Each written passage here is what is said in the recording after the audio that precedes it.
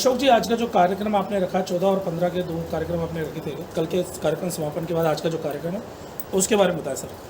जी देखिए, हमारा 2 दिवसीय सम्मेलन अनुसूचित जाति जनजाति एकता और उनके संवैधानिक अधिकार बचाओ, ये सम्मेलन हमने दिल्ली में 2 दिन का कार्यक्रम किया।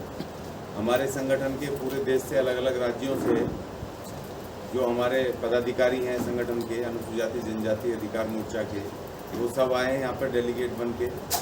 और हमने जो मिशन चलाया है 20 दिन 1 महीने से, संविधान चालीसा, जो कि बहुत ज़रूरी था। संविधान के जो अधिकार हैं, जो हमारे SC ST के अधिकार हैं संविधान में, उन अधिकारों को अपने SC ST को बताने के लिए कि भाई तुम आपके ये अधिकार हैं, चाहे रिजर्वेशन का अधिकार हो, चाहे एजुकेशन का अधिकार हो, चाहे पॉलिटिकल रिजर्वेशन का अधिकार हो, चाहे उसमें हमारा ज़मीन का अधिकार हो, और चाहे हमारा न्याय और सुरक्षा की बात हो।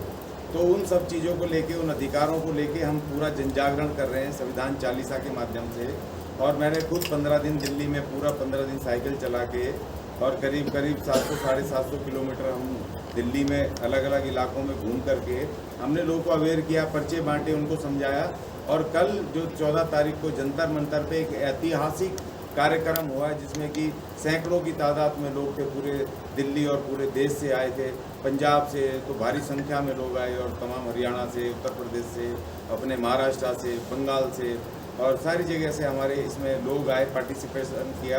तो उस कार्यक्रम जो पूरे देश में प्रेस मीडिया ने, जो हमारा संविधान को मानने वाला प्रेस मीडिया, उसने जिस तरह उसको हाईलाइट किया, और जैसे हमने एक 25 सूत्रीय मांग पत्र हमने प्रधानमंत्री जी को दिया कि उसमें हमारे जातिगत जनगणना से लेकर के अनुच्छेद 17 में जाति को ख़त्म करने का, अस्पृश्यता को ख़त्म करने का कार्यक्रम और कानून बनाने की मांग को लेकर के तमाम हमारा है। शिक्षा, धन और संपत्ति में अपने 22.5% अधिकार का जो हमारा वो है मांग है, संवैधानिक मांग, वो सब हमने उनके सामने रखा। निजीकरण, निजी क्षेत्रों में आरक्षण लागू करना, और निजीकरण की वजह से 1992 से लेकर 2022 तक जो नुकसान SC ST का हुआ है, उस SC ST के नुकसान की भरपाई, उसमें प्राइवेट सेक्टर में उसको लागू करके आरक्षण को, और प्लस जो राजस्व आया है उस प्राइवेटाइजेशन से, जो सरकारी संस्थान बेच के, उसका राजस्व का 22.5% हिस्सा और उसका ब्याज हमें SC ST को चाहिए। इसको करते हुए फिर हमने साथ साथ जो एक देश के अंदर उन्माद फैलाया जा रहा है, उन्माद इसलिए फैलाया जा रहा है, वो धार्मिक उन्माद, कि उसकी आड़ में SC ST के संवैधानिक अधिकारों को ख़त्म किया जा रहा है। वहाँ पर पॉलिसीज़ बनाई जा रही हैं, एजुकेशन के लिए नई शिक्षा, आर्थिक नीति, शिक्षा नीति को लागू किया जा रहा है। अर्थतंत्र को वो बर्बाद करके, सारा बेच करके उसमें हमारे अधिकारों को बेचा जा रहा है। और दूसरी बात ये, उन संस्थानों को टारगेट किया जा रहा है, मोनूमेंट्स को टारगेट किया जा रहा है, जो भारत की संपत्ति हैं और भारत को कमा के देते हैं। भारत के राजस्व में हजारों करोड़ रुपया सालाना कमा के देते हैं।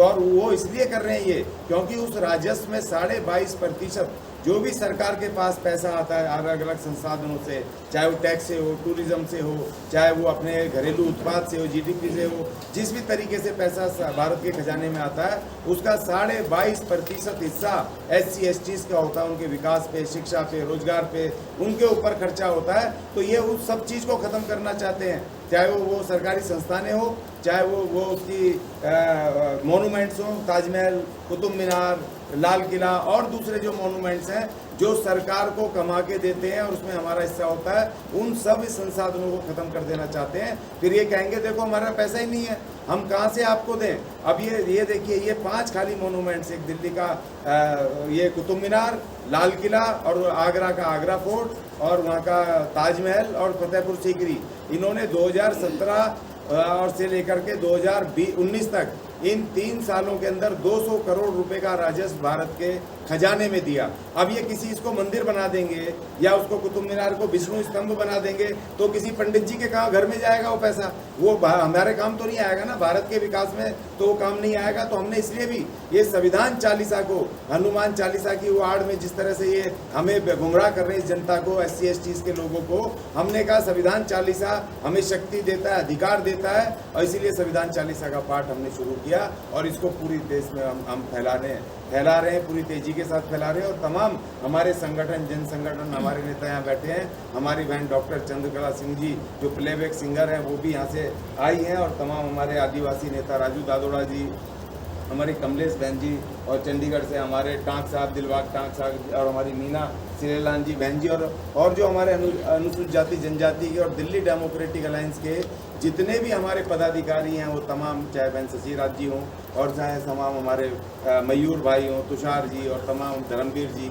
हमारे सब यहाँ पर साथी बैठे हुए हैं। तो इसीलिए हम ये चाहते हैं, और हमारे राजेंद्र झंझोट जी यहाँ पर आए, हमारे महंत पंकज जी यहाँ पर आए, नरेश चौधरी साहब, मुकेश जैनवाल, सभी साथी हमारे यहाँ पर आए। और जो कल का ऐतिहासिक जो हमारा कार्यक्रम हुआ है, और आज हमारा ये एक सम्मेलन है, हमारे 50 प्रतिनिधि यहाँ पर चर्चा में कर रहे हैं, पूरे देश से एक दो संगठन के लोग, और हम यहाँ आज एक कार्यक्रम लेकर के जाएंगे, एक एजेंडा, और इस संविधान चालीसा को बढ़ाएंगे। और 25 सूत्री हमारा जो संवैधानिक मांग पत्र प्रधानमंत्री महोदय को दिया है उसको लागू करवाने के लिए हम पूरे देश में जन जागरण चलाएंगे और पूरे देश में धरने प्रदर्शन करेंगे, और प्रधानमंत्री महोदय से हम अपील करेंगे हाथ जोड़ करके कि हमें समय दें और इस पर चर्चा करें 25 सूत्री मांग पत्र पर, जिससे कि हमें हमारा संवैधानिक अधिकार मिल सके। ये ज्ञानी जी, अभी आपने कहा कुतुब मीनार को अगर विष्णु स्तंभ बना दिया जाता है तो उसका राजस्व कुछ पंडितों के हाथ में जाएगा, वो कैसे?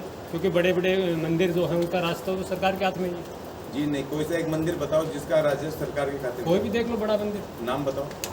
राम मंदिर का भी सरकार के हाथ में जाएगा। जी नहीं, वो प्राइवेट ट्रस्ट है। सोमनाथ मंदिर का भी सरकार के हाथ में जाता है। नहीं जाता। बालाजी मंदिर देख लो, सरकार के हाथ में जाता है। सरकारी अधीन है सारी। देखिए टैक्स मुक्त है सब वो ट्रस्ट बने हुए हैं, और वहाँ पर तमाम वो जो अपर कास्ट के लोग ही पुजारी हैं, वहाँ पर उसका भंडारी भी वो हैं, देख रेख करने वाले वो हैं। इसके खिलाफ मुहिम चला रहे हैं कि सरकार के अधीन जा रहा है राजस्व, आप कह रहे हैं सरकार के अधीन नहीं जा रहा। कहाँ जा रहा है, क्या जा रहा है सरकार? जिनमें ब्राह्मणों की आप बात कर रहे हो कि जिनके हाथ में वो राजस्व जा रहा है, वो ब्राह्मण खुद मुहिम चला रहे हैं। वो चला नहीं रहे। अभी पीछे एक सरकार ने ऑर्डर पास किया था, खासतौर पे तमिलनाडु सरकार ने, कि जो वहाँ के मंदिर हैं उनका जो भी ट्रस्ट हैं वो उनका बैंक अकाउंट में खाते में खुलवाएं, और जो वहाँ का सोना चांदी या जो पैसा है वो बैंक में रखा जाए। तो वो उसी का विरोध करने लगे। अब बैंक का पैसा रखा जाएगा तो भारत के खजाने में जाएगा वो पैसा, और उस पैसे से भारत की GDP बढ़ेगी, भारत का रुपया मजबूत होएगा, भारत के लोग मजबूत होंगे, उससे विकास होगा।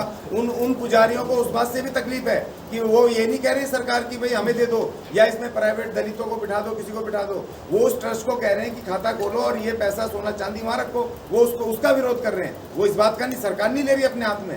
सरकार ने सिर्फ इतना कहा कि उस पैसे को जो मंदिरों का है उसको सिर्फ बैंकों में रखो, वो उसका विरोध कर रहे हैं। NCR करंट न्यूज़ को सब्सक्राइब करें और नोटिफिकेशन सबसे पहले पाने के लिए दबाएं बेल आइकॉन।